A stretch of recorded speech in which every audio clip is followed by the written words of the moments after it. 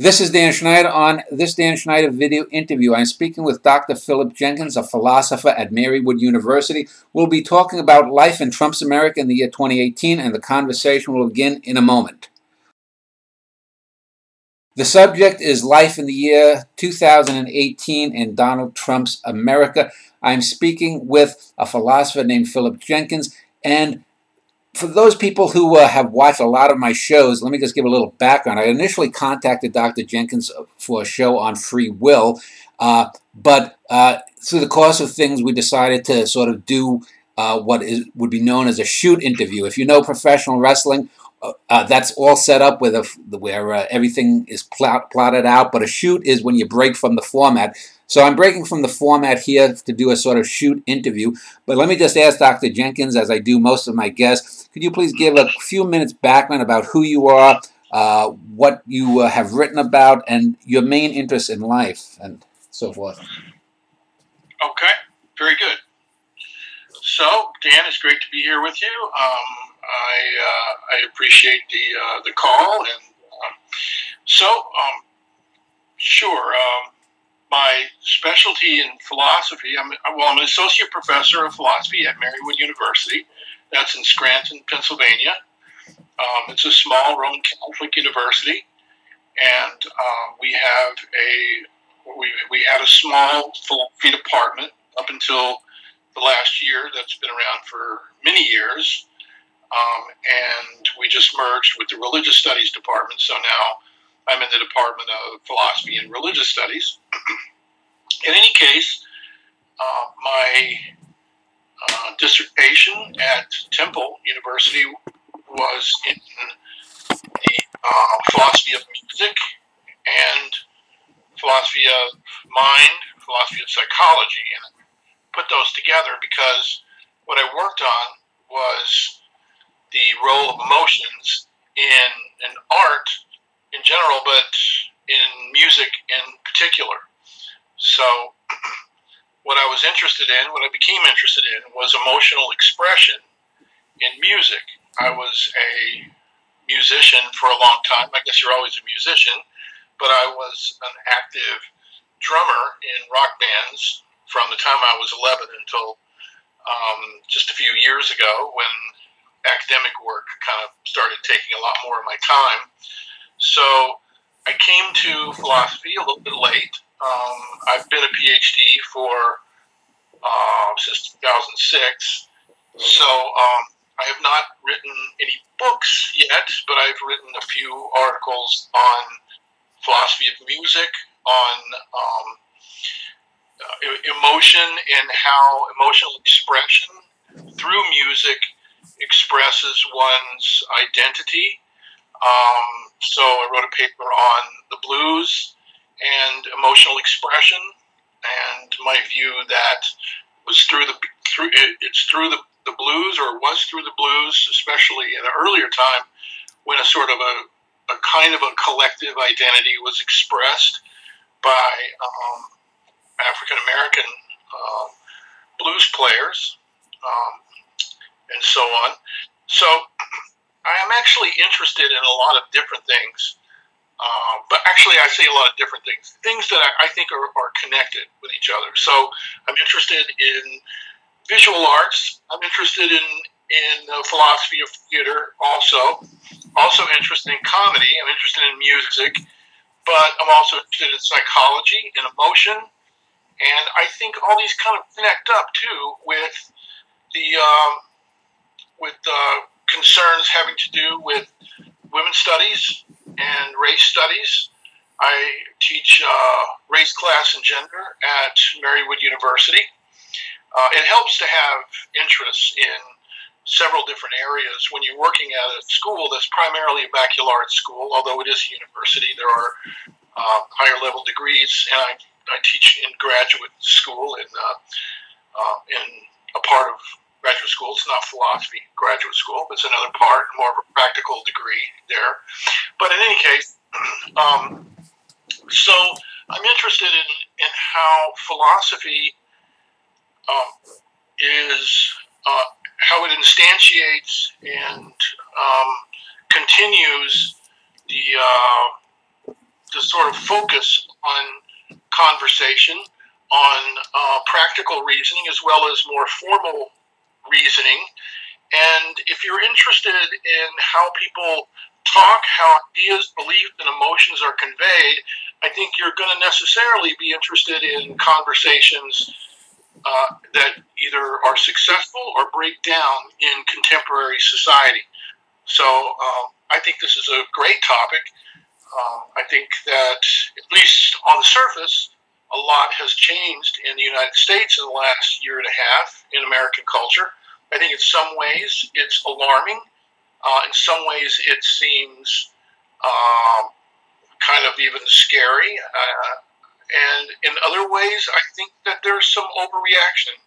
So anyway, Dr. Jenkins, let me just say, let's use the idea of emotions as the springboard into these other various areas, because I'm someone who has written many articles of criticism on literature, on film, and one of the things I've always found is that really gets me when people encounter the arts is they say, I like it. And I say, well, that doesn't tell me anything, because I can't know what your biases are or are not. I can tell you why a poem by Walt Whitman is great and another poem by Walt Whitman is not great. I can tell you that I like some bad art, Plan 9 from Outer Space, some crappy sci-fi films, and there are great films by Ingmar Bergman that I don't particularly like, but I recognize are good. It seems to me that emotion has become this such dominant thing in American life because people, as a friend once said to me, it's hard to think, but it's easy to feel. Do you think that emotionalism and this sort of cult of my feelings predominant over everything else, where did it come from, and what do you think of its presence now in American life? Yeah, that's a great question. I do think more and more what we're seeing in the public sphere, what we're seeing, what we witness, seems to be a kind of a change to people expressing their emotions more than expressing their thinking.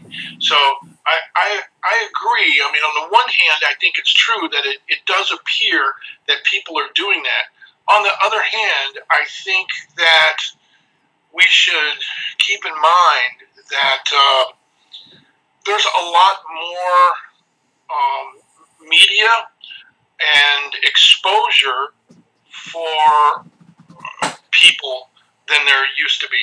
So there are a lot more surveys, there are a lot more interviews, there are a lot of TV channels, internet channels. There needs to be content. I mean, more than ever, it seems that people are being asked what they think, and people, not just people who have got some expertise in an area, but people of all stripes.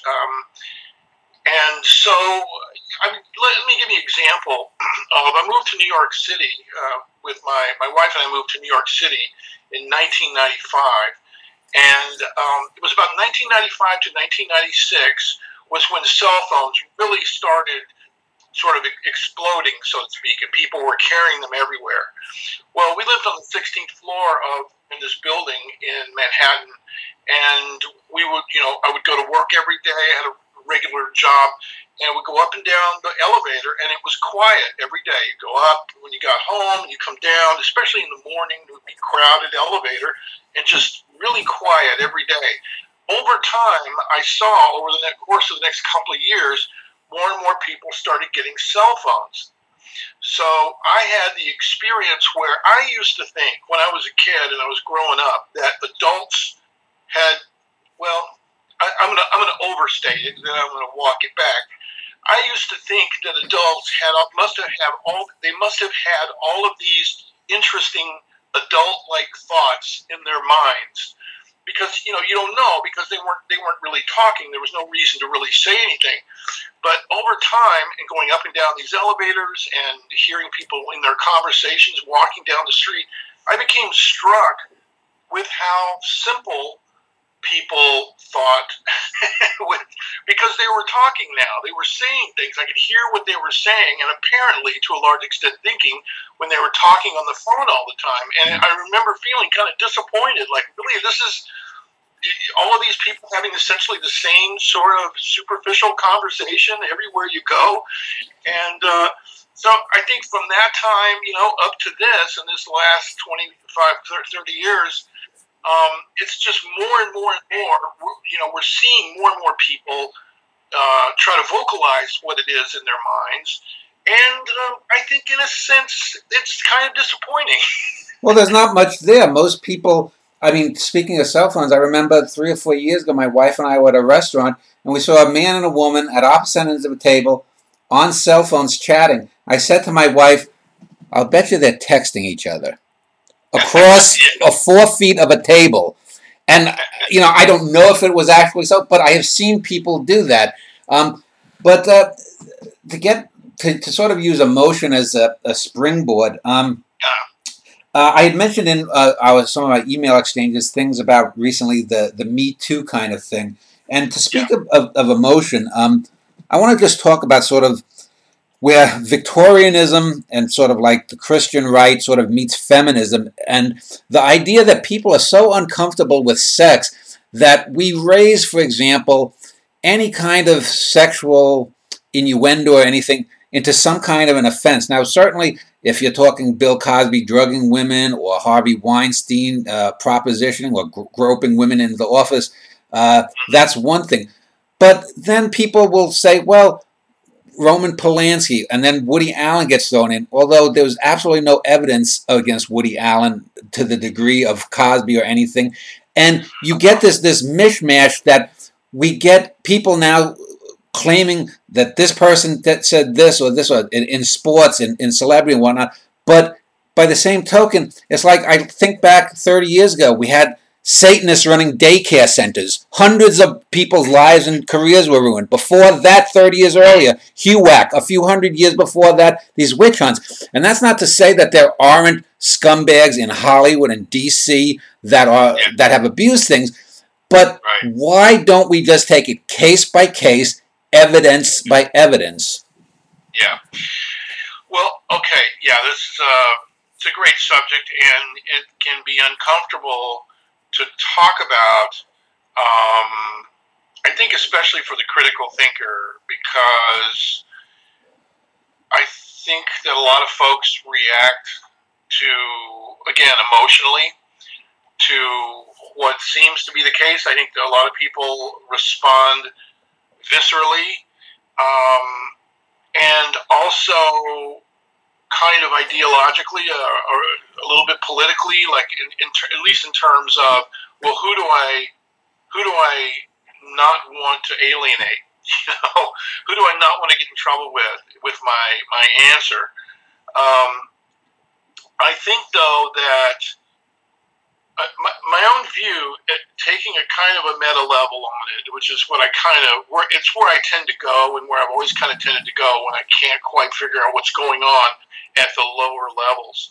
But what occurs to me to be true, or probably true, let's call it a hypothesis, is that for a long time, maybe the beginning of time, the differences between men and women in almost every society have been unequal in terms of a lot of important things, in terms of power, in terms of access to resources and benefits. And I think that what's happening is that in American society, and some other Western societies especially, there's been a correction that has been going on for at least 100 years, and then every decade, maybe a little bit more. Like maybe it's one step forward, 2 steps back, but it's a correction that's going on. And I think that what we're seeing now, if we just look at it on the sort of ground level, if we look at it only at the ground level, then I think one could too quickly sort of make a snap decision about what's going on. I hear people who think that you know that it's the end of the world, or people in the world, end of the world, that getting what they deserve, or that women are asking for too much. And I think what's going on is that we're working it out as a society, and so there's going to be a lot of friction, and there's going to be a lot of back and forth. I think this is happening with women, and I think it's happening with all marginalized groups that I do think that the term oppression does apply to. There's a working out being done, but then in that working out, there's a lot of overreaction, and again, with emotion taking over. Well, let me just go to the idea of sort of this neo-Victorianism. I think a lot of it has to do with the fact that we somehow place sex above all else. For example, I was born in 1965. I grew up in New York City in the Serpico era, during where Goombas, like from Goodfellas, ruled. I've been beaten. I've been mugged. I've had all kinds of things, whether it's sexual molestation or whatnot. To me, there's lots of things. But I'm 53 years old. I don't go around and say, well, because when I was 7 years old, my best friend's mother touched me or whatnot. Or I don't go, well, because I was stabbed in this gang fight. I don't hold these around. But we seem to be in a society where if someone has been molested at 6 years old by their Uncle Charlie, or I even got into a recent argument with some idiot trolls on Twitter about the fact that this recently another female teacher had sex with a 14-year-old boy. These things are placed above, say, being mugged. And to me, if you hurt, and just molesting me isn't necessarily hurting, say, my genitals, but if you were to, say, physically stab me with cigarette burns on my gonads, or you took a bat and cracked my head open, to me, hurting my penis or hurting my head, it's the same thing. But we have made the gonads such a thing that you have people 40 years later, their lives are fucked up, basically, pardon my French, but they still blame something that happened to them when they were 6 or 7. And to me, that's unacceptable in terms of being an adult person. Well, I think, yeah, I think I know what you're saying. I think, Dan, you'd agree though that there are people have a differential ability to handle pain. Oh, sure. And and since some people are more sensitive than others, I think that I think there's thresholds of sensitivity in terms of physical pain. I think there's probably individual differences in terms of emotional pain, in terms of psychological pain. So I think that's one factor from what you're talking about. Some people might be able to look at the head and the penis, so to speak, as being the same thing. They're just another body part. On the other hand, there is something extremely private and personal about the whole sexual life of a person, I think. And again, some people will be more or less sensitive about that sexual life. But it seems to, that's an interesting subject, I think, in itself. Is like one's how one thinks about oneself sexually. I think it influences how one thinks about oneself. So I think that you could have two people in all physical appearances, or a lot of traits would be the same, but they could have different reactions to similar kinds of experiences. For one, it could be traumatic, and for the other, it could just be, it was something that happened, and I can just leave it behind. But let me ask you, don't you think we have sort of what we might call now an emotional infrastructure in this country that it's very easy to exploit someone's psychic pain, because I can't know if your pain is genuine or not. And if I go on and I go on a TV talk show, or I talk to Oprah, or I talk to this, especially if I'm a celebrity, even a minor celebrity, and I say that my business agent propositioned me or something, that's an appeal for sympathy. I know a few people that, for example, are failed artists who have now turned to try to write memoirs about their supposed pain, and it's all of the same trite stuff, and all it is about this ego feeding. As an artist, and you mentioned studying the art, to me, art is about giving out to something. I am a translator of the cosmos. I understand something. Walt Whitman understood something. Goya understood something that Joe Average, Joe the plumber, or Betsy Average doesn't understand. I am putting something forth. But it seems to me that this is just another example of the solipsism. We have raised the self and our needs above all others. Be happy. I just want my child to be happy. No, if I had a kid, I'd want my kid to be putting something out there. And if he, happiness is, this is another thing. Happiness is not a state of being. It's an emotion that comes and goes, waxes and wanes. Yeah, I agree with you about happiness is a dubious goal. I think it seems like happiness is something that should happen or that could happen or not in the process of doing something nobler than that. That if you're shooting for happiness itself, then that seems kind of self-centered, and I think that's inconsistent with ethics. In terms of ethics being about the life of one's relationship with others. So happiness seems a little self-centered, whereas I think the idea of living an ethical life is other-centered. I agree with you too about the artist having a life that should be about putting something out there, like you say, sharing something with the world, connecting with the world.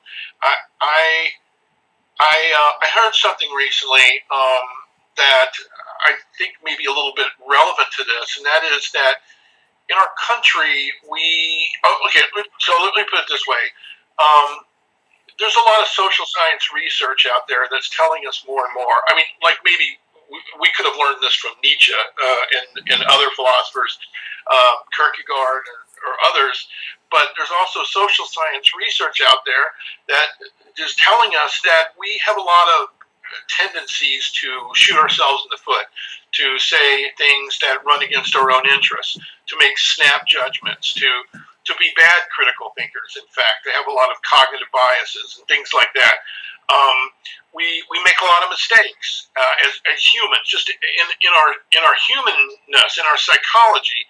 And I think that what I heard someone was saying is that in a world or in a society like that, we need to have systems in place that make it easier to act well. And when I mean act well, I mean acting well towards each other, acting well towards ourselves. In other words, treating ourselves well, treating others well. But we live in a society where, for different reasons, I think we could get into or not, political, possibly religious, economic, just structural. Our systems that we tend to have in place don't really promote the kinds of behavior, don't really reward or incentivize really good behavior that could help us make the society a better one. And so, for instance, the way I could give examples, but okay. Well, so one example is in the area of sexual education and just sexual communication in the society. What's out there is that what sex really means. Now, there's a lot of things. There's build-ups to sex. There's foreplay. There's this and there's that. But the sexual sort of ground zero, so to speak, is intercourse. And the thing is intercourse is fraught with It's the most personal thing. It's also the most health dangerous kind of thing in terms of physical threat. And there's no reason why adolescent sexual education. And I read this. I can't remember the guy's name, but I was reading this. There's no reason why we couldn't represent sex in the educational process and as a society as something more like intimacy, so that just one of the ways you can experience intimacy with somebody is through intercourse. But it could be something that is sort of at the side, sort of at the other end of options that's only employed in, I shouldn't say employed, but only entered into in the in marriage or in a long-term relationship or something like that. In other words, it doesn't have to be the thing that if you don't do that, you haven't had sex. And so, because that's our message, the systems are in place, and young people as they grow up, this is what they hear. Even though I think if you think back, the most intimate moments I think I've had with people have been holding hands. Of course, I've only ever had intimate moments with my wife, so I just want to make that clear. At least I want that to be clear. I'm not saying it's true. I'm just saying I want it to be clear. But the intimate moments that really stand out are the ones that's a touch, or it's a conversation, or it's a kiss, or it's the smell of somebody's hair, or these are the things that are intimate, and those kinds of things have, I think, more, this is just one little area where I think what we do in our society is we set things up in such a way that we tell kids growing up that, that what sex is, sex equals intercourse. And then so you get teen pregnancies, and you get lots of STDs and things like that, because that's where they think you're supposed to go. There's no reason that we couldn't set things up in such a way that wasn't the goal of intimacy. That intimacy was something that included a whole lot of options besides that. So that's just what I mean about having systems in place. If we're a smart society, we should be working towards having systems in place that promote good behavior. When we talk about good behavior, and that's a segue to the next thing I wanted to just broach. Ever since, well, over a quarter of a century, I guess we could go back to the Gulf War, but certainly since 9/11, we've had this sort of mantra about, this heroes, the term heroes, and that every cop is a hero, every soldier is a hero. Well, I think back to the Vietnam War. William Calley, I think was his name. He wasn't a hero.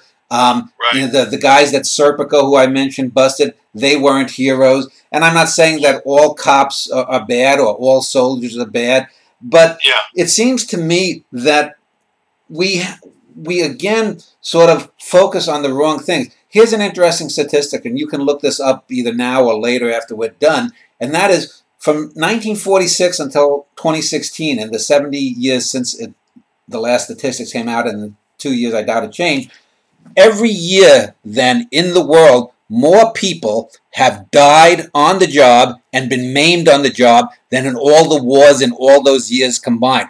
That means in 1946 or 63 or 87, more people died in labor, working and in labor.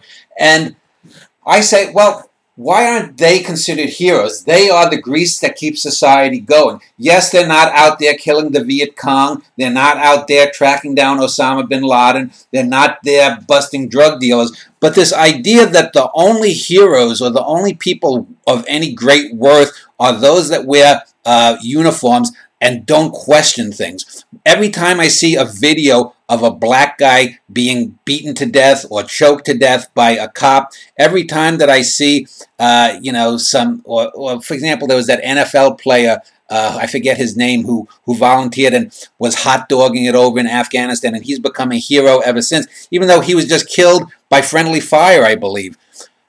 Tillman. Yeah, Tillman, yeah. So why do we go for these simplistic memes that you got to follow law and order? I mean, yes, we want a lawful society, but if the laws are wrong, if the people who are in charge are doing things palpably wrong, how can you watch some of the videos of black people being killed for no good reason and say somehow, well, I should respect the police? Yeah. Well, yeah, this is an interesting area. I tend to think that the reason why people want to call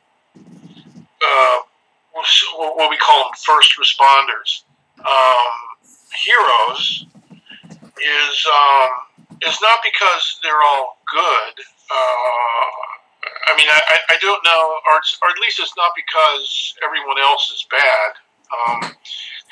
I think it might just be that they do jobs that danger is a significant part of their job, and it's a critical function of the society, and they sign up and do it, and they probably don't get paid well enough for it. I mean, a lot of people don't get paid well enough.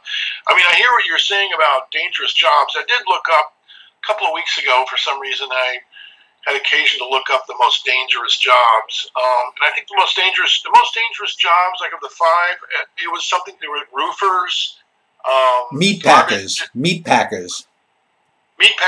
Yeah, in the list that I saw, I think number one was loggers. Yeah. Like lumberjack people, because there's stuff falling on them, and all those chainsaws. I mean, garbage folk, what we call them, garbage technicians. Get hit by cars, things like that. So maybe there are more dangerous jobs than some of these jobs. Although I bet the police and fire, military certainly is going to be pretty high up.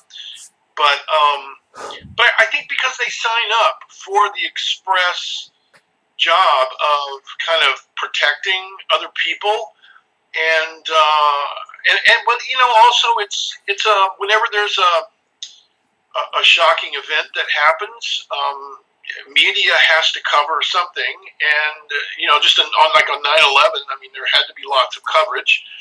And who are they going to talk to? I mean, who's going to be interesting to talk to? Do you want to talk to somebody who just was watching it happen? I mean, I was on my roof watching from a mile away in Manhattan the second plane when it was hit, because we were looking at the fire in the first tower.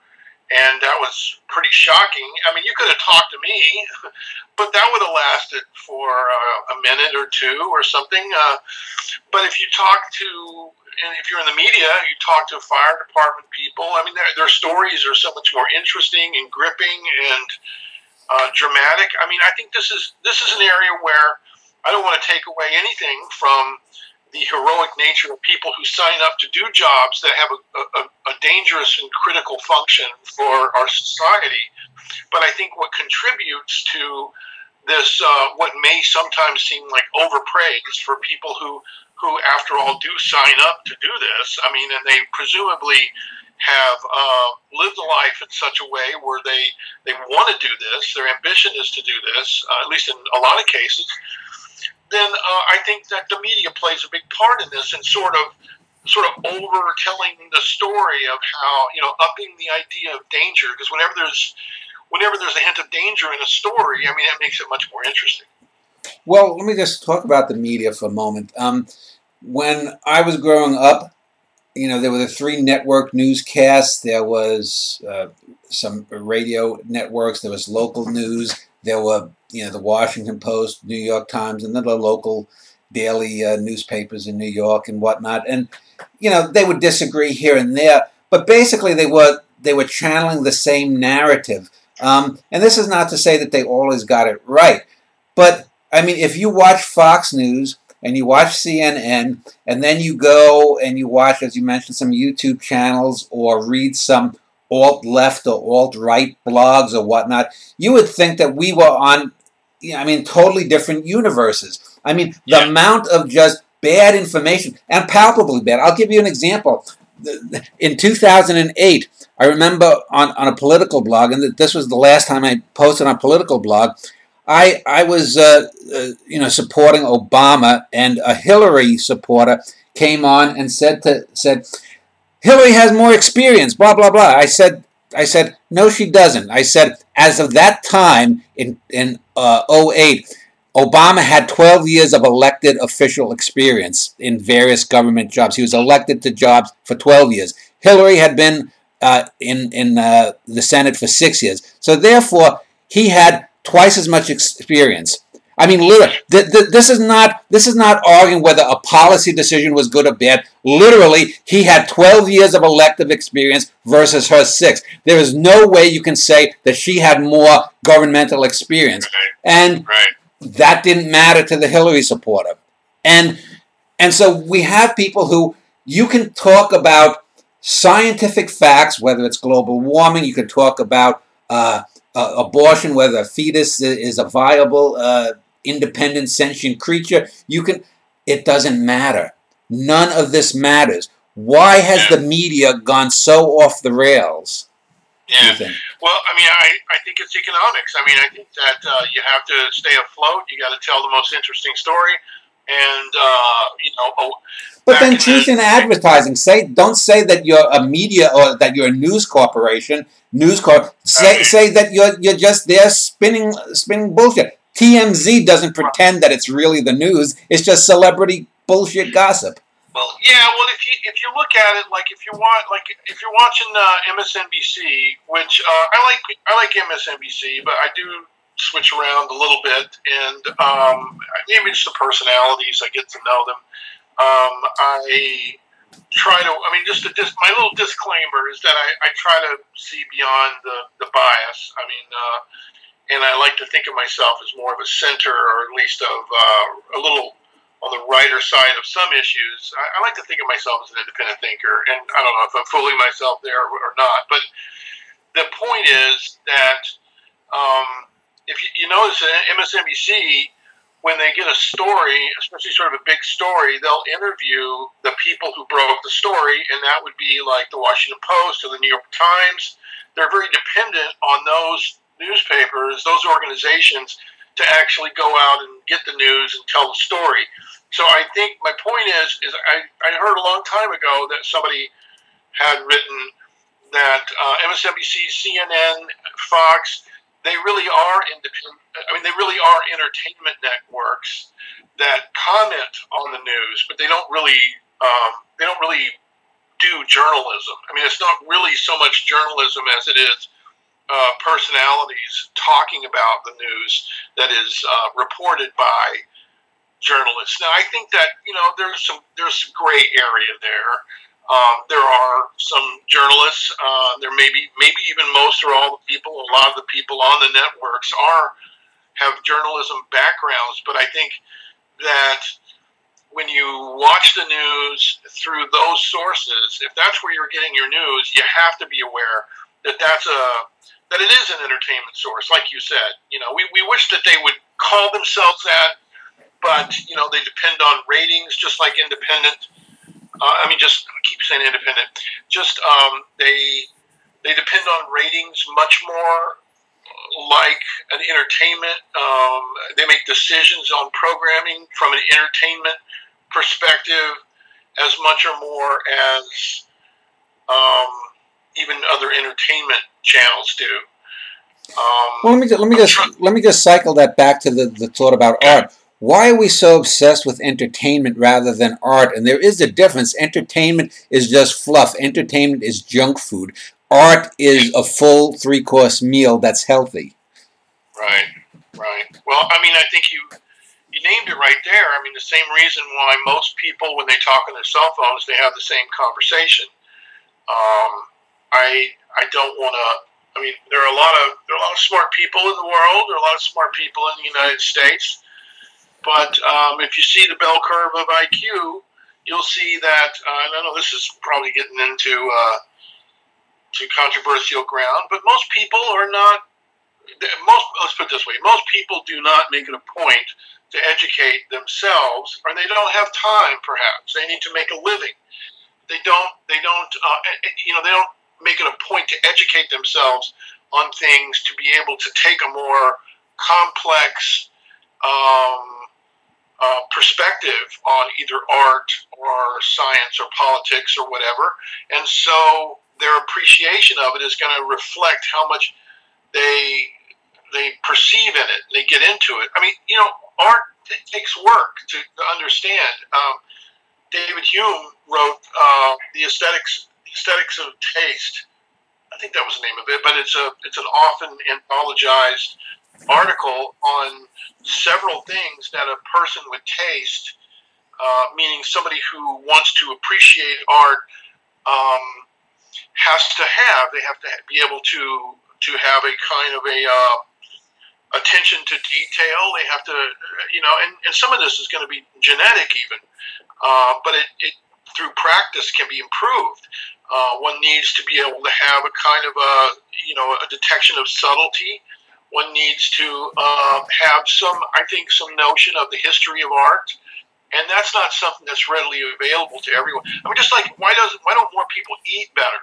I mean, it's the same thing. Sugary food tastes good, and people are busy, so you want the best tasting food fast.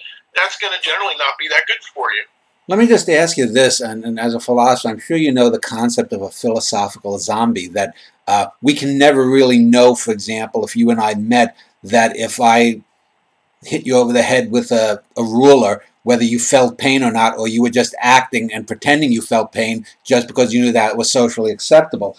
Do you think that most people, in a sense, are somnambulists? And let me just give you a little anecdote. Recently, a female friend of a friend, or an ex-girlfriend of a friend of mine, defriended me on Facebook because I basically had caught her in a lie. And this was the lie.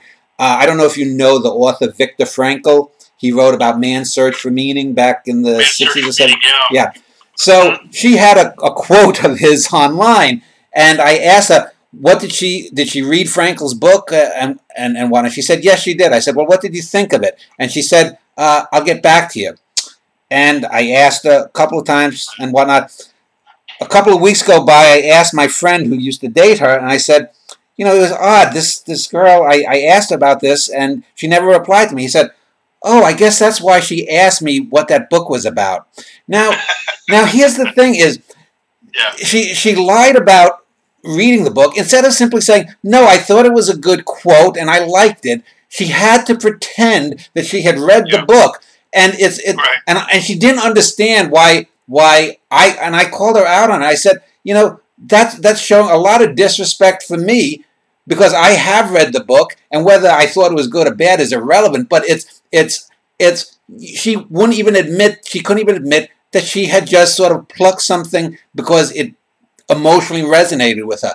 Why do you think people do that kind of thing? Because it's not just in quotations. You see it all over Facebook or Twitter or whatnot. People constantly pretending that they know about this or that thing. I'm talking to you. I'm not going to pretend that I'm a social scientist. I'm not going to pretend that I know about Malaysian lepidoptery or about post-Soviet politics in Romania. But a lot of people will pretend to, because they can Google, and they have this stylistic need to feel that they know everything because Google exists. Yeah. Well, now that I know that you don't understand Malaysian lepidoptery, I'm going to have to reserve that part of my talk. So I'll just put my notes away here, because you wouldn't understand it anyway. Yeah. I tend to be philosophical. I hate to say this about when I run into these kinds of things, because these things do bother me too. When I was a kid, I used to think adults were these fascinating people, interesting people, must have a lot of integrity. I had too high of expectations. I don't know why I did. Maybe it's because I had too much focus on my heroes. All seem to have high ideals and so forth. But when I became an adult, a lot of being an adult, I hate to say it, is kind of disappointment after disappointment about what people, how people conduct themselves. And I'm not talking about that people are perfect. I just mean, like you say, just like little things like that. I'm just going, why not? Let me put it this way. This person would have been so much better off and probably had a better experience in exchange with you had she been authentic and admitted her ignorance about it. I think that's one thing that has enhanced my life more than any other that I've learned through teaching. When I first started teaching, I would feel like I had to know so much more than everybody else. I could not admit a mistake. And a few times I had students catch me in a mistake. And it was the most humiliating thing to be trying, not only being caught in the mistake. Actually, that wasn't so bad. It was being caught trying to cover up for the mistake. Like when I could tell, I could look around and say, these students are not buying my explanation of this mistake. And so I learned kind of real quick that it was better to just admit it. And I now think that's the foundation of critical thinking, is that we have to be willing to admit our ignorance.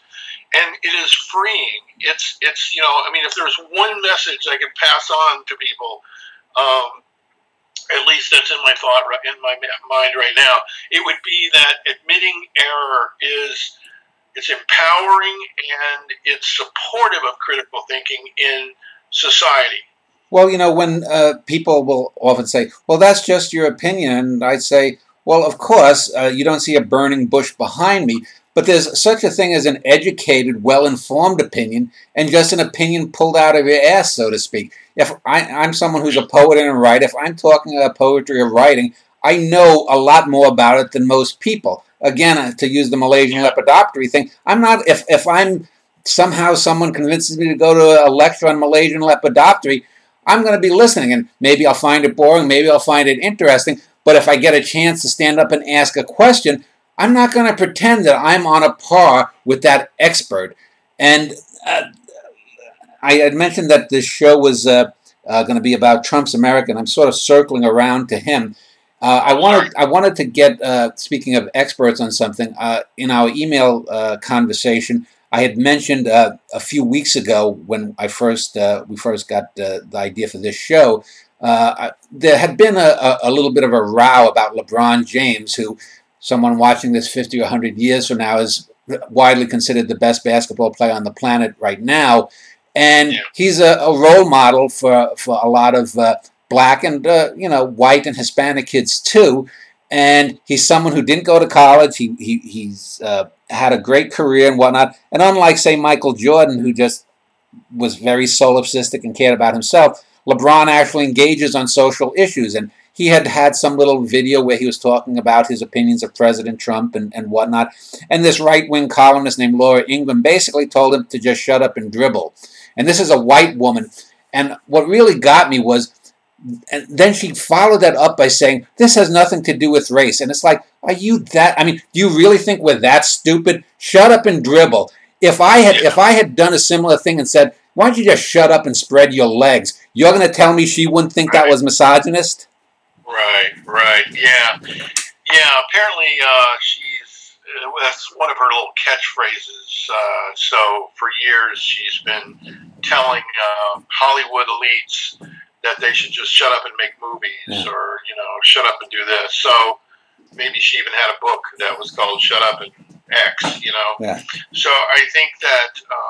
Plus, I think to be popular on a sort of ultra conservative show like that, you have to stir up the base. I mean, I think a lot of what Trump says is maybe 99% of what he says is, he's talking to a certain audience, and he wants to, he wants to entertain them. He wants to say things that'll make them go, yeah, and make everybody else, make liberals sad, making liberals cry and scream and be sad is kind of what the alt-right is about, I think. It's like kind of a schadenfreude on steroids for them. So I think that she probably did know that was what she was doing, Whether it was genuine racism or not, I'm not sure, but it doesn't matter because there's racism.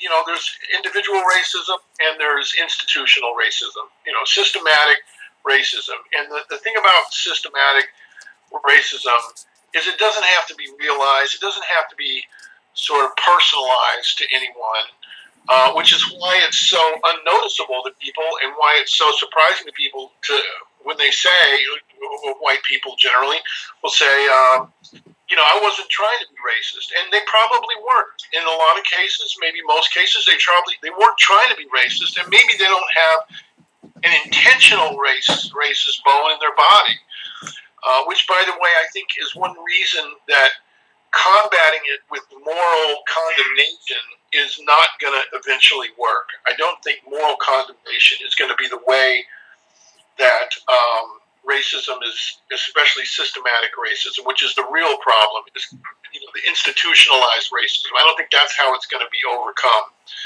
So, yeah, I mean, you know, the video that LeBron was on was an interview. It was like a show, like a TV show or an internet show. So it wasn't just that he and Kevin Durant made this sort of like home movie or something. They were being interviewed and being asked about their opinions about Trump. And they were a little bit, I have to admit that she caught them.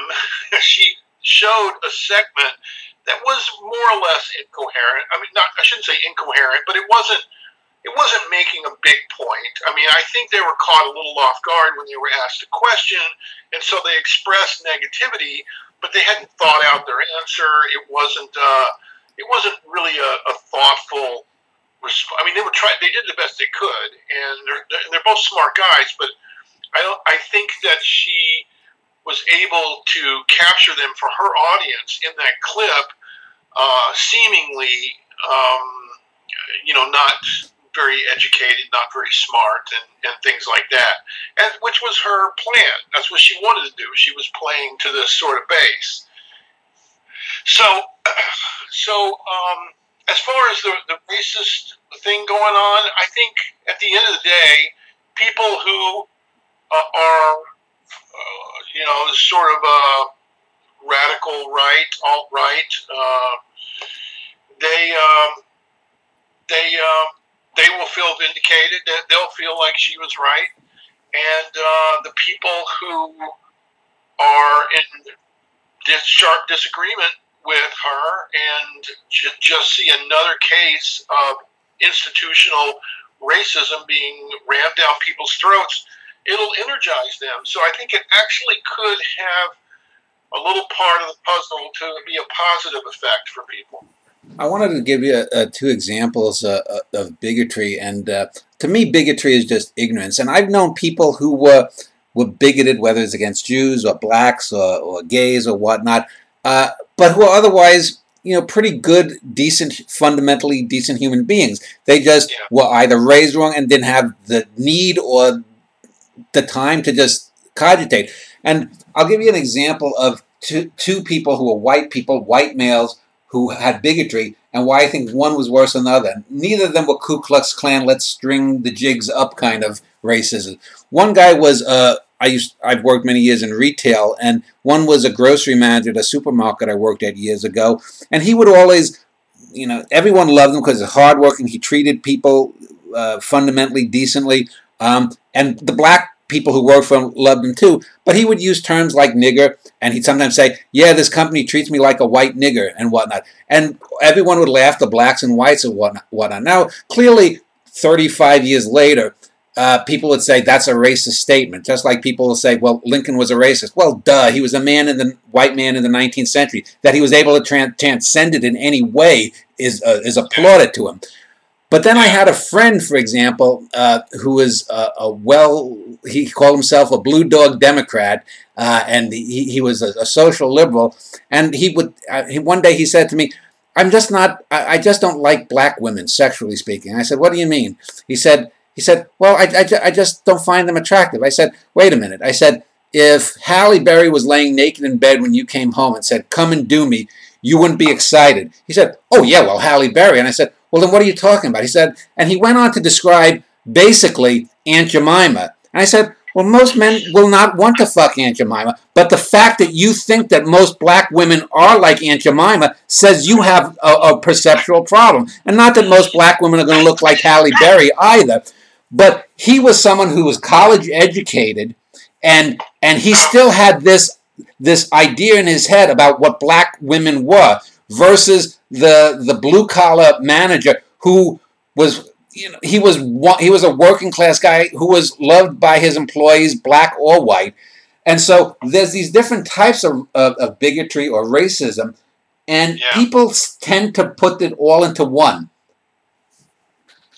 Yeah, I tend to think that the most important part of racism, sexism, oppression with people is at the institutional level. I mean, this is how I deal with it. This is the best that I can say about how I mean, it's the way forward to me. Mm-hmm. What individual people think in terms of racism, what individual people think in terms of their moral outrage, I think at the end of the day is a kind of a red herring, because on a lot of subjects, people tend to be sort of mouthpieces for whatever part of the culture they happen to accidentally ingest. And most people, it's hard to critically think. And I'm not saying that I try to do it, but I hear myself say things that I go, that was not something I wanted to say. That's not consistent with my own critically thoughtful patterns of belief that I'm trying to put in place. And it's very hard. And I think the way we're wired is to believe that we're right. The way we're wired is, if we have a belief that works for us, to not search for another one, because doubt is a very uncomfortable emotion. Belief is it's not an emotion, but belief is a very uncomfortable sensation, whereas belief is a very comfortable sort of stasis to be. And so when we read about Socrates in the dialogues, Socrates is somebody who, at least the way it's supposed to be projected, has doubts, lots of doubt. And so the unexamined life is not worth living. That really doesn't sound that attractive to intro philosophy students. And it really shouldn't, because it's like, you want to live in doubt all the time, constantly asking yourself questions.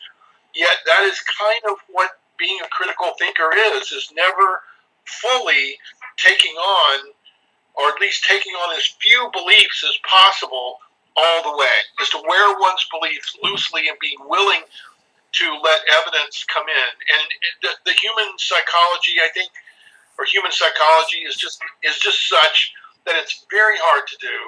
And so when I hear people who make racist statements, or people who, I try not to get morally outraged, because I don't think it's going to happen one racist at a time. I mean, it could in some ways. I think it could, but I just think that the moral condemnation is actually making it worse. The moral condemnation on the left and calling this and that and everything racist, I think, has got to be, at least, let's put it this way, it's got to be used a little more thoughtfully and a little more with understanding that you're just like sticking the tiger with a stick. It's just going to make people angrier, because people don't feel racist who are racist. And I think to a large extent, it's not intentional. Yeah, and I'm going to pick up on that when we finally circle to talk about President Trump and life today. But, I was arguing with some people on Twitter, and for the last couple of weeks in between doing these shows, I was just seeing a lot of stuff, and I said, well, let me just jump into the fray. And I tried to there were the Hillary supporters. There are people who are Democrats who think that if, for example, I voted this last time for Jill Stein for president, and you're throwing away your vote. And it's like, well, let's see. For 38 years, the Democrats have been accommodating the Republicans. Both Clinton was really a Reaganite in many ways, in spirits and whatnot. And now we've gone from Reagan to Bush to Trump. Is that really working? And I tried to say, well, I'm a social liberal, but I'm a political moderate. They didn't know what I was talking about. I believe in A, B, C, and D. I believe in equality. I believe in different freedoms. I'm for gay rights, for gay marriage. I'm against cops killing blacks for the hell of it, and so on and so forth. That's the social liberal side of me. But politically, I'm a moderate. And I said, do you want to know how the Great Society and the New Deal were made? By pork. Because FDR... yes, they would sometimes twist arms, and LBJ would show his penis around, but they gave pork barrel deals. Oh, you're a senator in Montana, a Republican? Well, we'll fund your bridge if you vote for me on this civil rights bill. And when you're talking with these people of the last, I say from Reagan on, you've got increasingly less moderates. They don't want to talk, all this teabag stuff, the tea party or whatnot. These people are not moderates because they don't really want to do anything except impose their point of view. And I said, that's the problem. But when you go and for example, Democrats will say, well, people wasted their vote on Nader. Gore didn't win his own home state. Stop blaming Ralph Nader. Stop blaming people who actually vote for things they count on. This lesser of two evils kind of approach. Do you think that people simply don't understand the body politic or the commonweal? Are these concepts foreign today? Can you say a little more about what you mean by that last part? The commonweal, that we all have an investment in society for society to run well. People will always say, well, we should be more like Bill Gates or Warren Buffett. But Bill Gates and Warren Buffett and any other capitalist or whatnot, they are using public phone or telecommunications to send this, that, or the other thing via fax. They are moving products over railroads and roads and flyways that are federally regulated by taxpayer dollars. Everything is interconnected. No one becomes rich on their own. This idea that I pulled myself up by my bootstraps is bullshit, because any guy from the robber barons on had an uncle who knew a banker who was willing to fund it. But if you had dark skin or you came from Italy and had a funny name, you couldn't get that. That's why, for example, the Bank of America was founded, so that immigrants could get money. There's this loss of the idea of the commonweal and the fact that we are all in this together on this small little planet. Let's not fuck it up, because we've only got one place to go as far as we know.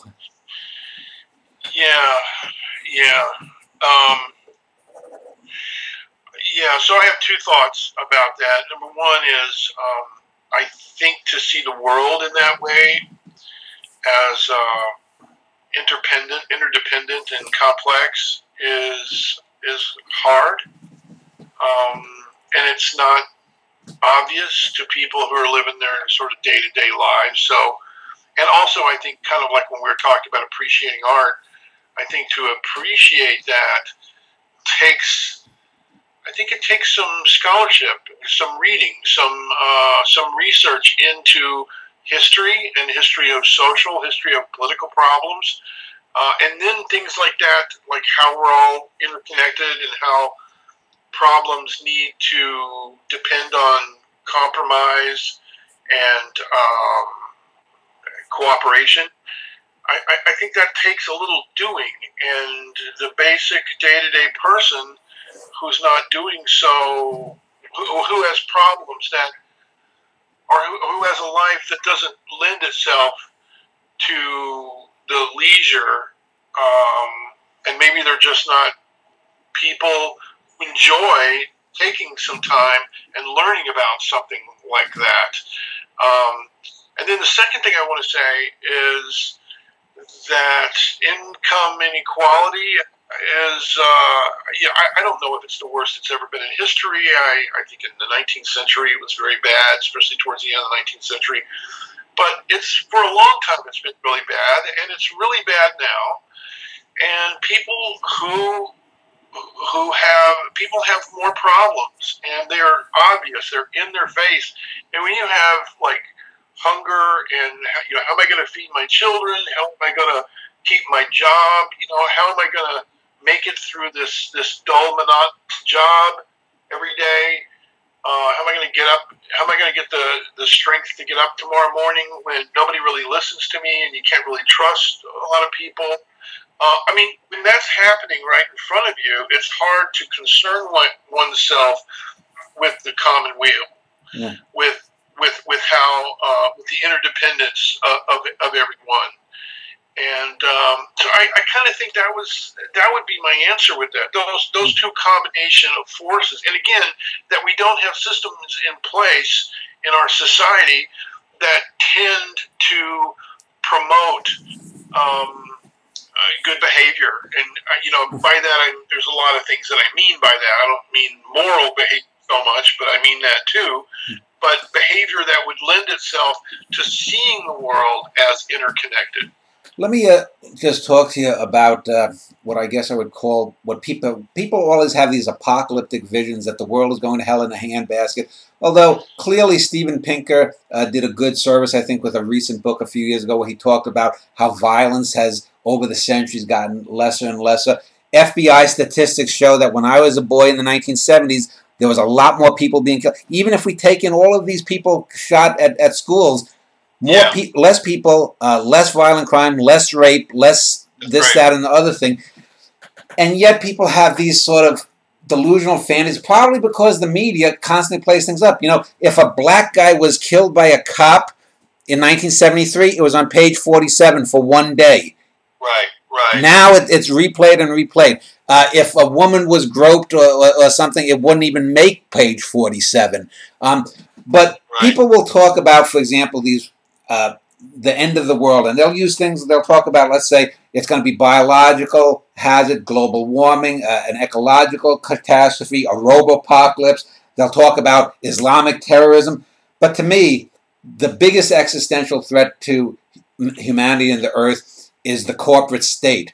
And I've done shows on corporate personhood and things like that. And I think the worst thing that happened in this country, in retrospect, was in 1820, a decision that allowed corporate personhood. As Ambrose Bierce once said, a corporation is an ingenious device to maximize profits and minimize responsibility. And this is where we are, where now we have corporations that are transnational, global, that they can't challenge the U.S. or some of the bigger states yet, but they can certainly bully small third world countries. We see that this with, going back 20, 30 years ago, whenever it was, and Bhopal happened. I think, what is your take on the way corporations, to me, have totally subverted democracy? Corporations, when I mentioned terrorism, or I mentioned global warming, or I mentioned, even artificial intelligence and the robo-apocalypse, these are all things that are connected to corporations being able to run wild, basically. What is your idea of the corporate state?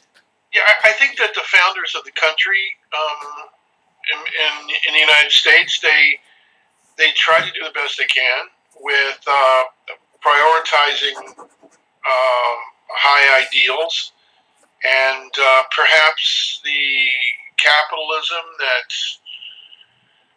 became the economic baseline for the United States. Maybe that was a great idea.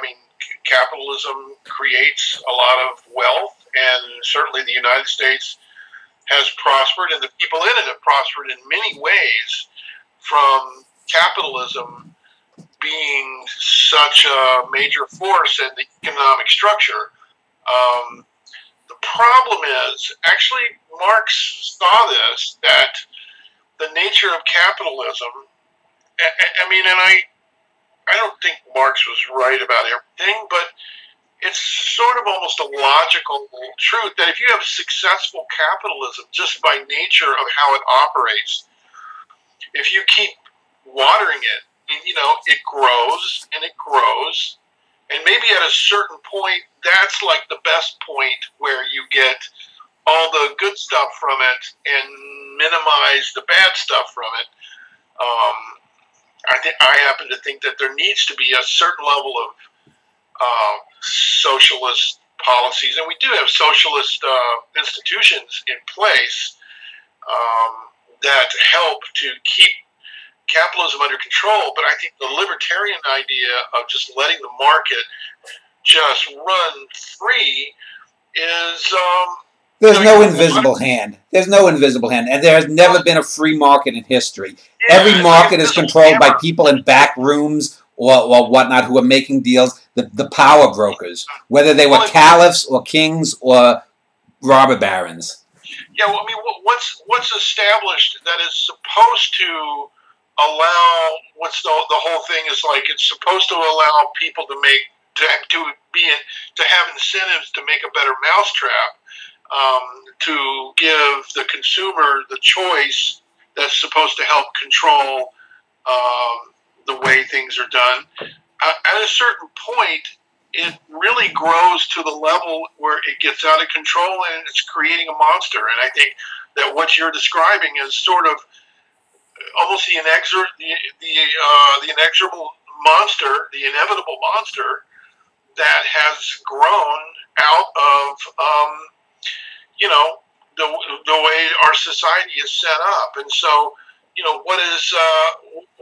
what are the priorities? The system rewards not kindness, but self-centeredness. I mean, really, kindness is kindness, compassion, love. I mean, all of these things are really secondary to self-centeredness, to greed, to just take self-interest. I mean, these are out of control, not because there's anything wrong with people. I think there's nothing wrong with individual people. That's why I think that most of our problems are systemic. It's the people that are being used by the complex monster systems that have grown and continue to grow that make life so complicated. I mean, even really smart people can't understand it. Let me ask you about education here in America. We often hear people talking about, the education system's so bad. But I don't think the education system is bad in terms of putting out facts. I think people now are more knowledgeable than ever before. You can ask a 12-year-old student, what is a black hole, and they'll know what a black hole is. They'll know these little factoids and whatnot. But wisdom, which is the ability to apply that knowledge in a productive manner, seems to me to be missing. And let me just give you an example. These interviews that I do with people such as yourself, you're the 233rd one so far, and I probably interviewed 450 or so people. Fighting 233rd. Yeah. And but the thing is, I'll talk to you whether it goes 80 or 90 or 100 minutes or whatnot, and we'll have an intelligent discussion, and maybe in a year's time I'll get 500 or 600 views. I think the interview I've done the most has about 8, maybe 9,000 now, and maybe about 10 or 12 are over 1,000. Yet, if you look at these YouTube channels, and if I were to do a little cartoon with Einstein as a cute squirrel explaining E equals MC squared, that'll get 250,000 hits in a week. If I wanted to do makeup tips for teenage girls, I can get 10 million hits in 2 days. So we have all this information, but it's mostly just utter trivia. People know a lot of things, but they don't know or understand important things. Has education failed?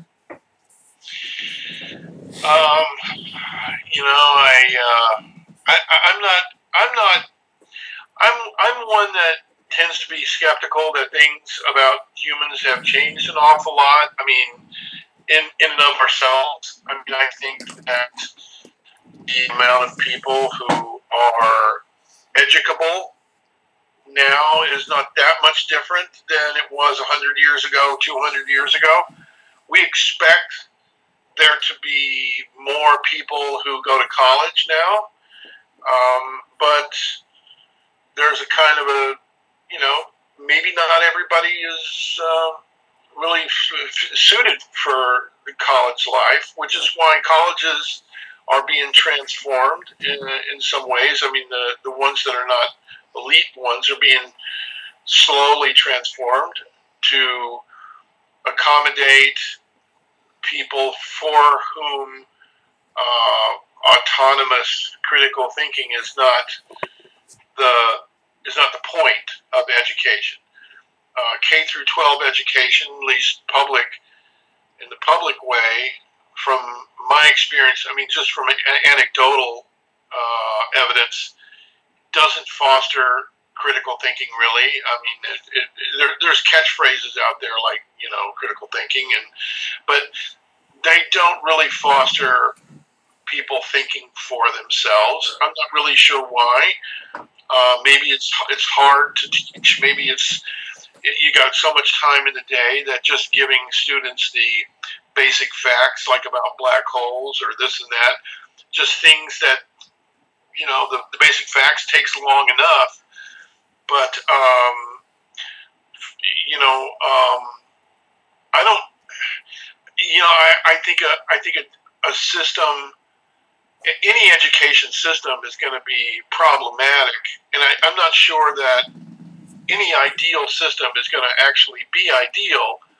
But if you don't have an education system that includes time for free and creative thought and artistic, which art, I think art classes, I mean real art classes, not just where students go in and they just make sort of paint by numbers thing exactly like the teacher tells them, but some kind of real, free play has been taken out of K through 12 a lot.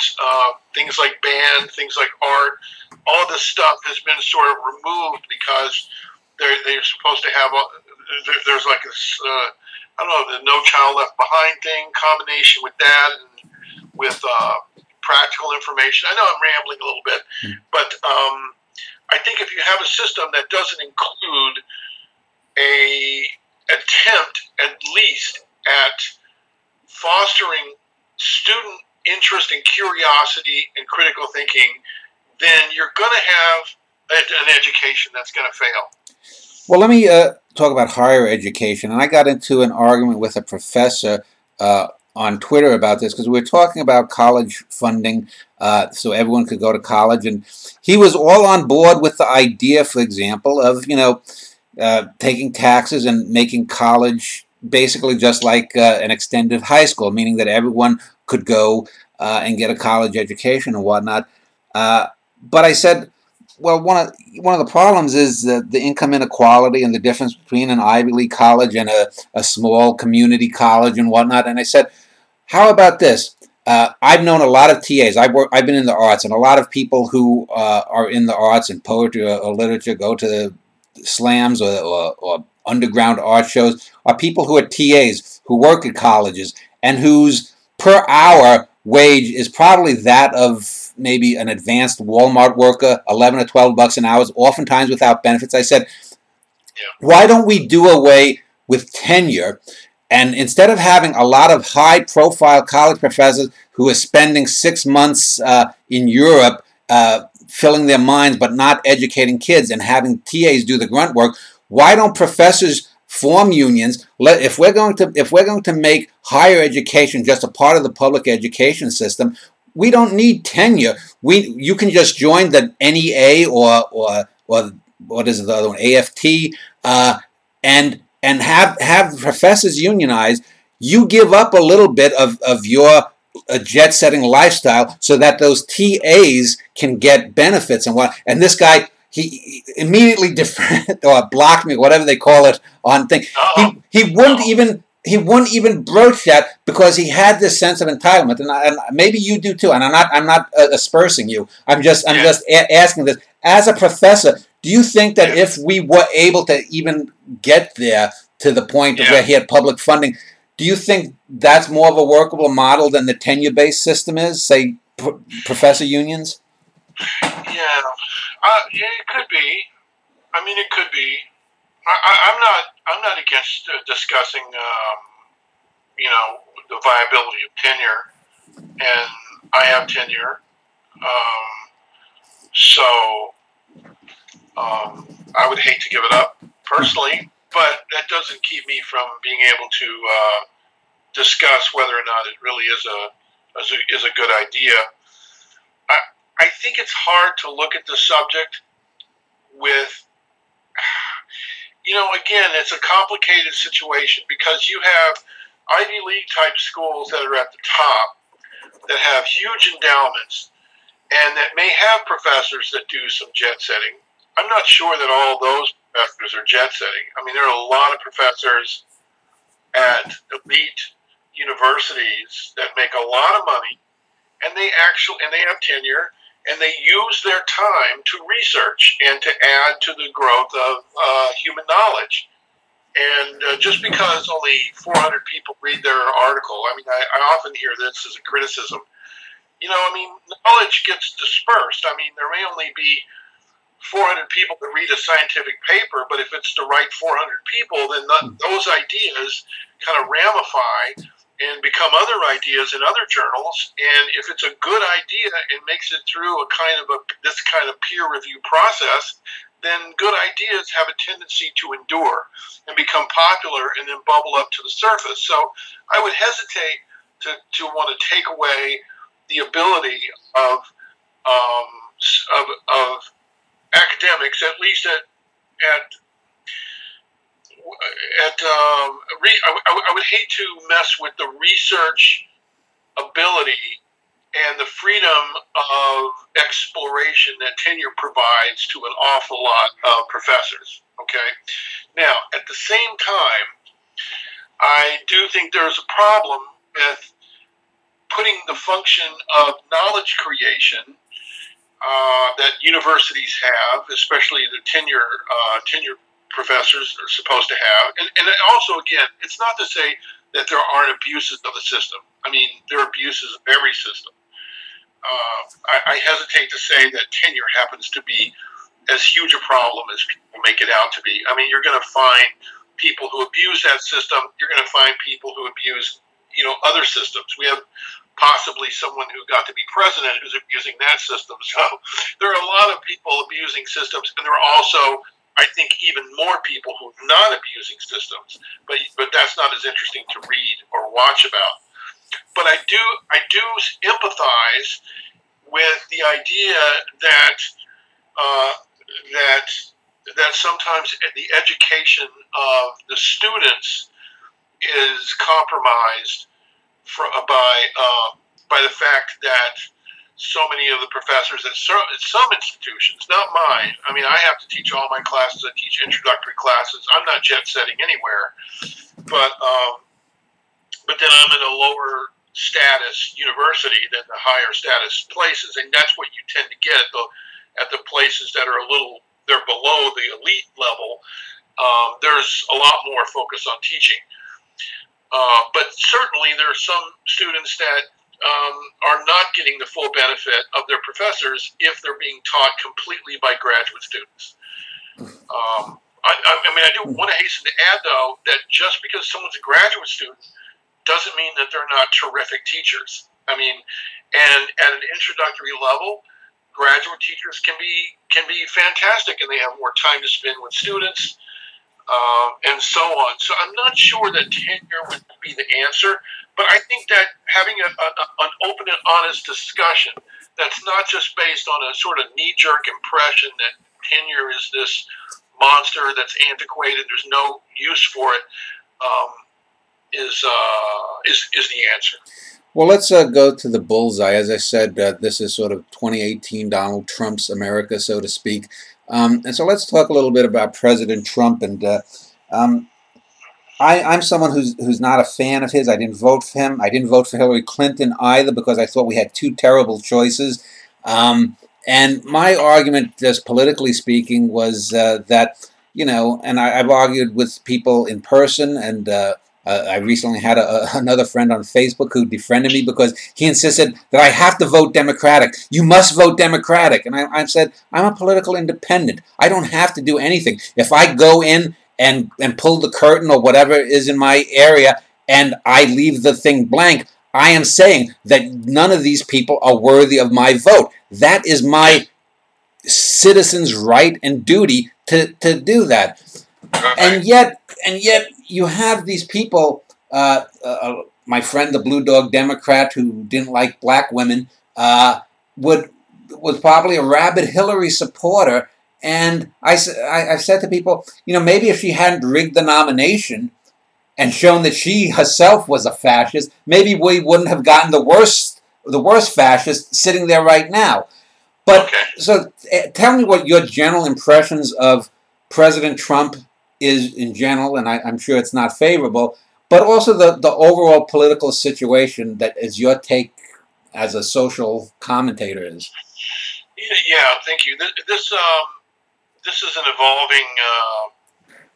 I'm trying to work, probably like a lot of people. I'm just trying to work my way through it myself. And also, let's say, if this is 50 years from now and someone's looking back on it, what do you think that you could say to them as why are we here at this point in 2018 to someone in 2068, say? Yeah. Well, okay, the first thing I want to say to you folks from 2068 is congratulations for making it through this period, because a lot of us didn't think you would. So, good for you. That's a win. I go back and forth. I'm kind of influenced by some of the people that I listen to also, and some podcasts. I mean, somebody I was listening to recently mentioned that they go back and forth between thinking that, oh my gosh, we're all going to die any minute, and then other days of the week, it's like we've seen ultra populist presidents before, and we've made it through. Our political system has managed to get through particular personalities in the past. So, I mean, it's a big question. I think I tend to think that I don't think that there's cosmic justice. I don't think there's kind of a karma like that. I don't think there's like supernatural forces that are guiding everything towards the good. But I do think that there are balancing forces that have just been taken off guard over the last year and several months,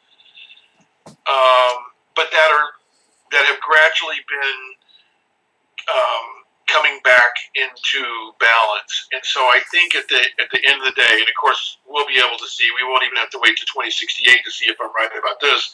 I think I hope, and I kind of think, I don't want to say that I'm confident of this, but from what I'm seeing, it looks like that this is going to be a period that's not going to last that long, because I don't think most of the people, most of the politically active people in this country are going to remain dormant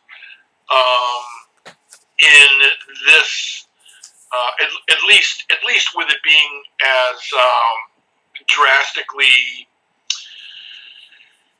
incompetent as the Trump administration obviously is. Mm-hmm. So I don't know if that's hopeful. I think it's more just, I refuse to be so pessimistic as to think that this is really the end of the world. Well, this is just a week or two after another mass shooting in the U.S. And I'm someone who generally, I don't like the Libertarian Party, but I'm generally a civil libertarian. And for example, with the Second Amendment, I think people, if a woman has been raped and she wants to carry a pistol in her pocketbook and she's passed, the shooting tests to get certified that she should carry a gun, I think she should have a right to do that. I think that if you're a hunter and you have a license that you can go cull the herd out in Colorado or the rural areas so that the deer don't overgraze, and you need to have a shotgun or whatever it is to kill the deer, okay, fine. But, by the same token, I don't think we need that by having firearms, we should have missile blasters that can knock a 747 out of the sky. Right. Who the hell needs that? So, in light of this latest shooting, and by the time this is online. Unfortunately, there might be one or two other ones.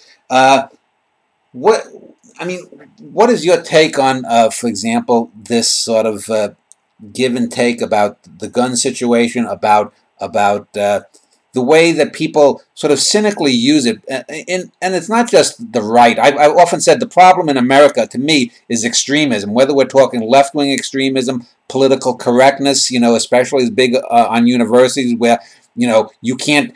There's that fellow Jordan Peterson up in Canada who was refused to at some university, I think in Chicago. There's a few of these right-wing people who have been denied access at Berkeley and other places. So I think the problem is extremism. Yes, right-wing extremism is more, I think, obviously noxious, but I think the left-wing extremism is subtly corrosive. What's your take on extremism, I guess? Yeah. I mean, this part especially might be pretty boring because I agree with you. I agree with you on all these, on your take on all this. Extremism, I think, is the problem. It's the reaction from the left. The ultra reactions from the left, the ultra reactions from the right. I think the left has. I think I voted for Hillary, and it was a little more like the lesser of two evils. Although I don't think, maybe I'm alone on this, but I don't think Hillary. I have not seen compelling evidence that she was all that bad. In fact, I think there's a lot to like about Hillary as a candidate. I think that she would have been a good president. But I think that one failure that the left did in terms of the political was not address the issue of radical Islamic terrorism having some basis in Scripture that's more based in the scriptural references and in the basic beliefs of at least from I'm speaking a little bit ignorantly here. I'm not Muslim and I don't know a lot of Muslims, but from what I've seen, there's reason to have a conversation about how religion contributes to this extremism, whether it's Muslim extremism or others, but especially in the public debates, the public conversation that people are watching in terms of political. People are in the United States are concerned. A lot of people are concerned about how to think about Muslim faith and Islamic faith. And I think that while I disagree with how the Trump side dealt with it, they dealt with it. And I think that the whole kumbaya, everybody can just get along, there's nothing to see here kind of approach of the Democrats, I think that had something to do with losing a lot of folks that they possibly could have gotten. I mean, we need to have some conversations about religion, all religions, in this country. And it seems like the people on the left are just refuse to even get into that. And I think that that's largely political because, anyway, I think that's largely political. Well, and I think I may have veered off of what your question was, and I apologize. Well, let me just ask here. People often say that America is a center-right country, and I don't believe that. I think it's actually a center-left country because if you go back in 25-year chunks, you see how personal liberties have closed down. Most recently, just a year and a half, 2 years ago, gays got the right to marry. And so I think we have a country that is always opening up freedoms. But I think that the right wing in this country is far more adept at setting goals and attaining what their goals are from Reagan on. I'll give you an example, and I argued again with some people online, is that look at Obama. And I'd have to say, I was born in 65. I think Obama was probably the best president of my lifetime. But I think he was a mediocre president in terms of historical. He wasn't a great president. He wasn't FDR. He wasn't Teddy Roosevelt. He wasn't Lincoln. He wasn't Washington. But I think he was a good, solid, competent president. Having said that, though, he didn't go balls to the wall because, like like Bill Clinton before him and like a lot of presidents, they are just concerned with getting power and retaining power. Instead of saying, well, I've got 4 years to do as good as I can. If they vote me out, the hell with it. Give you 3 examples that I've said. Card check. Obama backed down from card check. And people said, oh, well, you know, he put forth the act and he needed to get closure. He didn't need to put forth the act. Trump has issued how many executive orders? He could have issued an executive order about card check, and then 2 or 3 years later when it came before the Supreme Court, by that time it would have been entrenched, and it would have been a lot more difficult to overturn that. Another thing that Obama didn't do was, I'm looking at my notes here, closing Guantanamo Bay. For years under Bush, George W. Bush, we heard about Guantanamo Bay and what a humanitarian crisis it was, a stain on the U.S. It just would take a stroke of a pen. Obama didn't do it in 8 years. And then the final thing is, when we had this banking crisis that could have thrown us into the Great Depression 2.0, instead of taking these son of a bitches and really clamping down on them and saying, if this ever happens again, we're going to set in precedents that we're going to nationalize your assets. And say, you know, stop raping the country. We just went through it in '88. 20 years later, we're back again. He didn't do it. He didn't go balls to the wall. Donald Trump doesn't have that problem. Say what you will about him. He's an incompetent. You can call him a sex molester. You can call him this, that, or the other thing. But and I think he's a terrible businessman. I read somewhere he lost 3 to 5 times as much money as they ever made from his daddy. It's fun. But he wants something, he'll say, fuck it, I'm going to do this, and you try to stop me. The Democrats don't have that. I said, where is an LBJ? Where is an FDR on the Democrats? How do you expect me to support a party or a philosophy that doesn't stand up for itself? Because the Republicans, if you want to call them all evil, I'll say this, the Democrats are nothing. And given a choice between something that's bad and rotten or nothing, most people will take the tangibility of the bad thing. I will say, though, you know, I think as far as the Republicans, and I've heard this a lot before, too, about the Republicans being better at, say, planning and, like, getting things done. I think that there's a differential in the task. The Republicans really have built their party on what they're against. Yeah. And it's something about outrage, there's something about we're not going to take it anymore that resonates with a lot of people. Whereas the Democrats have built their thing on what they're for. And so it's much easier to tear down than to build up. Exactly. So that's a harder message to get across. And again, the Democrats tend to be more for this kind of interdependence, this sort of complex world is interdependence. We have to get along and cooperate, and that's harder to sell, especially to people who are just living day to day and kind of have to be sort of pissed off every day just to get through the day because they gotta they have to get through their day, and sometimes that's easier to do when you're a little angry.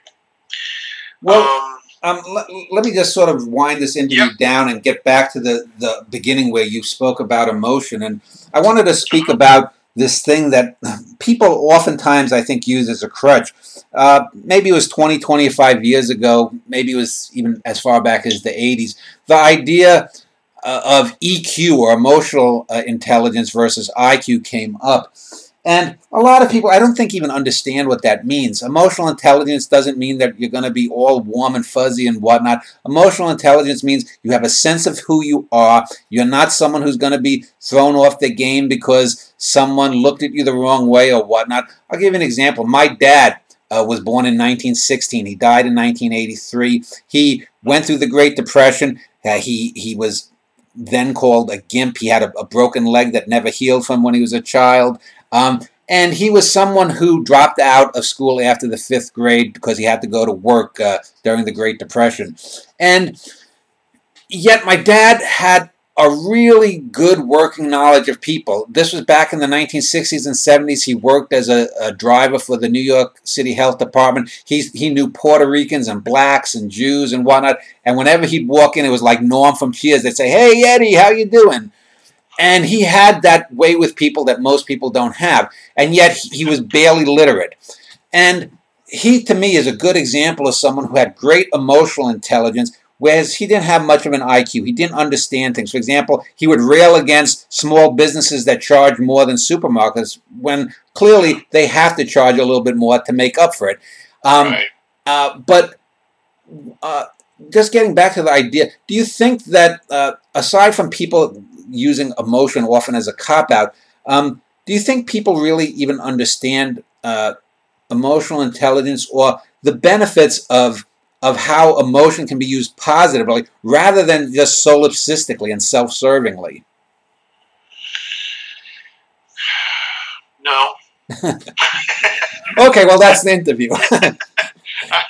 I just realized. I mean, so many of my responses to you have kind of gone on so long that I didn't. Okay, one added just a little thing, but it's sort of. I feel like I'm saying some of the same things, but I think that I think Freud had a lot right. I think that there was something about that Freud had his finger on the pulse, and in terms of people not really understanding their own psychology, not understanding even their own motivation. I think we frequently don't know our own motivation. I think frequently we don't know our own reasons for doing things. There's some social science evidence that our reasons for doing things actually comes after our decisions to do them. So we'll confabulate why we did something when actually, that's a story that we tell ourselves after we already made the decision to do it. People often make these big decisions, whether it's marrying someone or voting for someone or buying a car or something, and then they post hoc justify it. That's right. For whatever reason, something that is very arbitrary, has nothing to do. And what's interesting is sometimes you'll ask people, well, why did you do that? Or I'll ask people, like, why do they do that? And they'll give me a reason that clearly has nothing to do with the thing, the thing itself. That, if you were to put it down on paper, I did X because of Y. Y has no real relevance to X. So even explicitly, I think people have a hard time giving reasons for their actions. So yeah, I don't think emotional intelligence is well understood. I don't think critical thinking is well understood. I try to. Look, this is what I want to. This is what I would want to kind of come away with as far as my kind of message on some of the things. And I think I've been a little bit harsh about saying that people tend not to be very intelligent about how they make decisions, and they tend to not know what they're doing when they're being racist, or several other things. I think that we have to be compassionate towards one another, and if we have some simple approaches to our fellow human beings, then we can have some patience with each other, and we can give each other more time to think through our thoughts and not be held, morally objectionable because somebody says something ill-advised in a situation where they just made a snap decision. We need to take care with each other. Of course, we need to condemn bad moral wrongs, but I think it's too easy to get emotional and feel better than other people and to make moral condemnations of other folks. And so I think that emotional intelligence, it sounds like from your father, a lot of that just came. He sounds like somebody who was interested in people, who truly loved, humanity. And I say humanity in the sense that you don't have to love every single thing about every single person you meet. But I think that if you love the humanity in every person that you meet, you'll look for what's good about them instead of what bugs the shit out of you. Yeah. Do you think that a part of that is because we are emotionally hardwired as simians to seek others' approval? Do you think that sort of castrates our ability to be independent thinkers? Yeah. We're wired to be animals. I think we evolved to be animals. I don't think we evolved to be in big complex societies.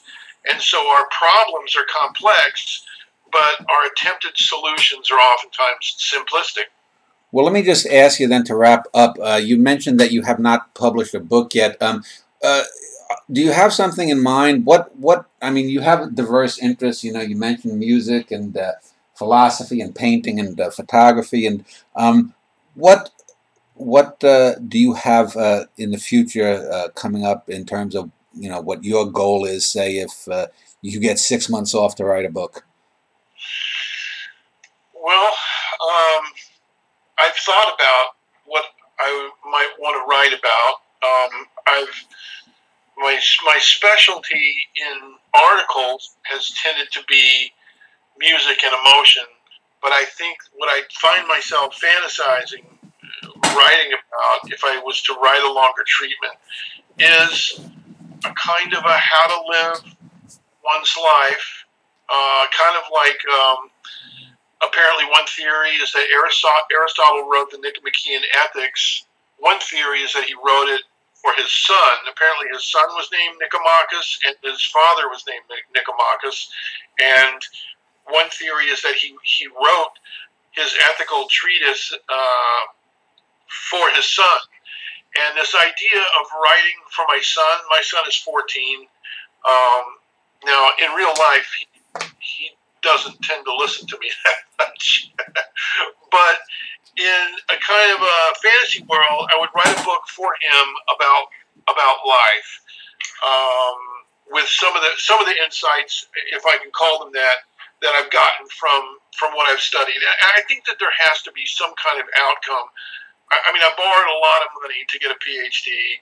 I'm paying it back. I've been benefiting from Obama's policies to make it a little bit easier to pay back over time. And I feel like society has given me an opportunity and a job to be able to take the time to do something like that. I think I should give something back. And so I guess I would say that, you know, I don't have a real plan in place yet, but that would be kind of my wish list, my sort of fantasy of doing that. Well, let me just ask finally then, if there's anything that I've missed that you wanted to talk on or about, here's your opportunity to take a couple of minutes before we end the interview. Well, if I'm picked as next top philosophical model, I hope to represent philosophers at the world the world event. Okay, you know, you know, we've talked a lot about problems. We've talked a lot about people's misconceptions. A lot of the stuff we talked about is maddening and is very emotionally negative. I don't know. I think that in part I think this way because it's a little more comforting for me to understand. But I analyze a lot of these disparate belief problems and people being over emotional and the political discourse that's so fiery and polarized. I tend to analyze that stuff in terms of relatively positive trends, of getting used to a more pluralistic and welcoming society, and a society that's going through growing pains. Now, of course, you know, any kind of organism that's going through life can end at any time, and some event could, of course, end all of it. Trump could decide to bomb Korea, I suppose, North Korea, and that get us into a whole thing. But you know, aside from some big event that could happen accidentally or on purpose, I think that, and I don't think human nature is inherently good, but I do think that it's in our evolutionary best interest to cooperate together, and that over time, I think society tends to change more or less for the better. And so I try to look at things like that. I think the state of human health is better now than it used to be a long time ago. I think the status of women and other marginalized groups in this society is improving. It goes fits and starts, but I think overall that it seems to be getting better, and that's the way that I try to look at it. So I guess that would be my sort of parting thing. I think that we need to really work at creating systems that reward people for doing things that benefit everyone, and try to dismantle or adapt systems that go in the opposite direction, that reward greed, self-interest, and hate. And there's too much of that stuff out there. Well, anyone who wants to find out more about you, I will link to your faculty page at Marywood University. So I want to thank you for spending a couple of hours talking with me, Dr. Philip Jenkins. It's been my pleasure. Thank you so much, Dan. I've enjoyed it.